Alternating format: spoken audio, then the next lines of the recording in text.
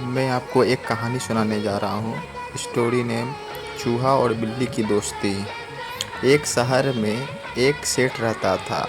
उसे जानवरों और पक्षी से बहुत प्यार था। उसने अपने घर में विलायती चूहा और बिल्ली को पाल रखा था। दोनों में बड़ी गहरी दोस्ती हो गई थी।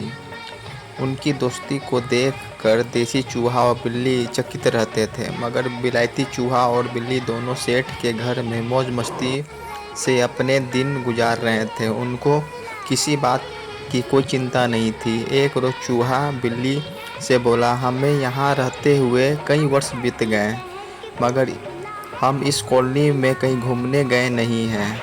क्यों ना आज रात को हम अपनी कॉलोनी में घूमने चलें। कॉलोनी में घूमने का नाम सुनकर बिल्ली बहुत खुश हो गई। रात को 1 बजे जब घर के सारे लोग सो गए तो चूहा और बिल्ली घर का फाटक खोलकर कॉलोनी घूमने चल दिए। कुछ दूर जाने के बाद रास्ते में एक आलीशान मकान दिखाई दिया। मकान को देखकर चूहा बिल्ली से बोला, चलो इस घर में चलकर देखते हैं कैसा घर है।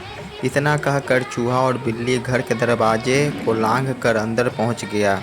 अंदर घर के सभी लोग गहरी नींद में सो रहे थे। तभी किचन में एक बड़ा सा पिंजरा दिखाई दिया। पिंजरे में तरह तरह की मिठाइयाँ बिस्किट रखी हुई थी।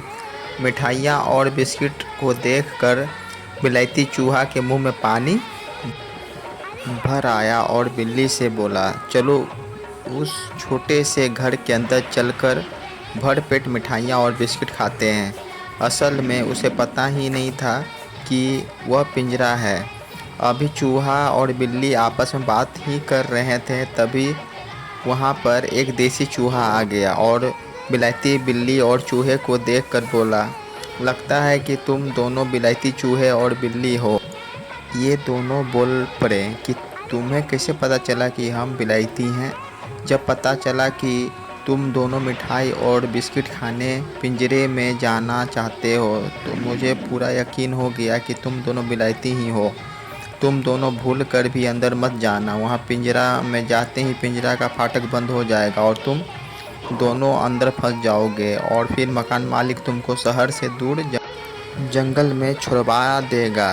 देसी चूहा की बात सुन के विलायती चूहा और बिल्ली डर गए और देसी चूहे को जान बचाने के लिए बहुत बहुत धन्यवाद देने लगे। इसके बाद चूहा और बिल्ली ने कॉलोनी घूमने का विचार त्याग दिया और वापस घर आ गए।